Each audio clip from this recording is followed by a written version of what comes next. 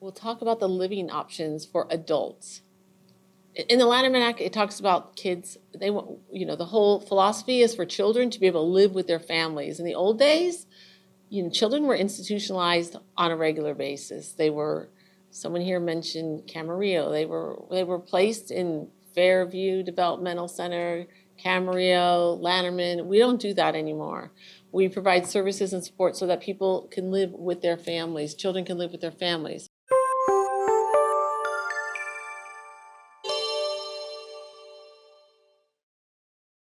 For adults, it might be an option to live with for an adult to live with their family, but the family isn't going to be around forever. So that's not really where and also the philosophy has changed. Again, we want people with developmental disabilities to have a typical life as any other adult with the supports and services they need. So adults can live with a family member. They can live in a community care facility that's licensed to provide services to adult individuals with developmental disabilities and vended by the regional center. They can live in their own apartment that they rent or a house with supported living services. They can live in a certified family teaching home or just another certified home, or if they have health problems, they can live in a health facility, an intermediate care facility or something like that. So if an adult chooses to live with their family, the family can get supports and services, but again, they have to exhaust administrative remedies like in-home support services, Medi-Cal. The regional center doesn't pay for medical care, but sometimes the family needs a break from taking care of their developmentally disabled family member, and so they can be eligible for respite services. What's important to know is with regard to generic resources is that school district services are available usually until they're 22 years old.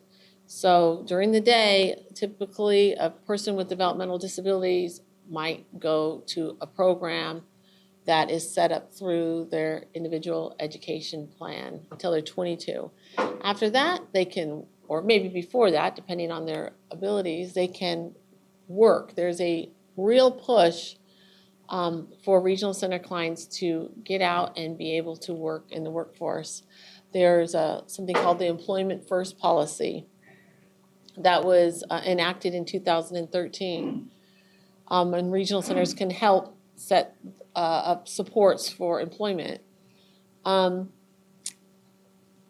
choices are other day program type services.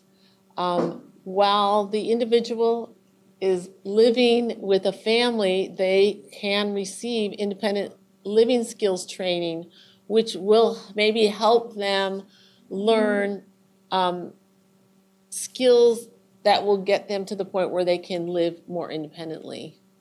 So that's an option. By the way, when regional center clients live on their own in an apartment or something, that's really under the law. It's called supported living services, but some of the regional centers use ILS. There's different names and different codes, but it ends up being the same thing because they're living independently, but they use different terms.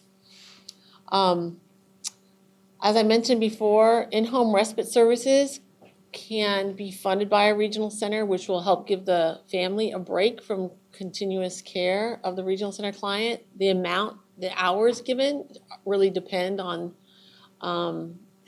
sort of the severity of the person's disability.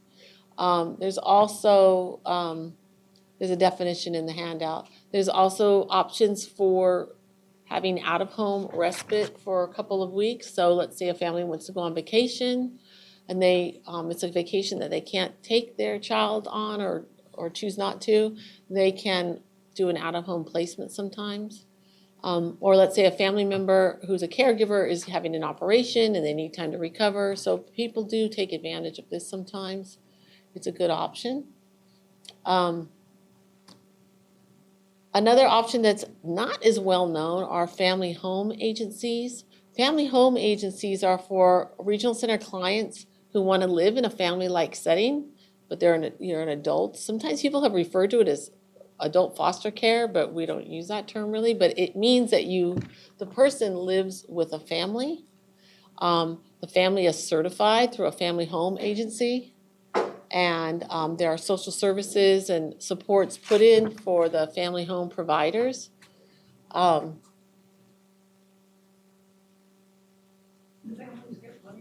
The families get money for doing that. The family home, from what I understand, the family home agency is funded by the regional center, and then I don't know exactly how the money is funneled to the individual family, but I think it comes from the family home agency.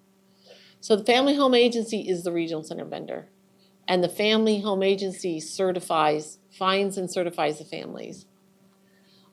There's actually something called a family home. That's where the regional center client lives with the family, and there's a maximum of 2 adults with developmental disabilities that can live with the family. These are not regional center clients who need continuous skilled nursing care. And there's a family teaching home, which is it could be like a duplex where the family, what do they call them? The certified family lives on one side and the regional center client or clients live on the other side of the duplex. There might be a door in between. So it provides more independence, but they're right there. And there's a maximum of 3 adults with developmental disabilities in that situation. Community care homes are what people are more familiar with.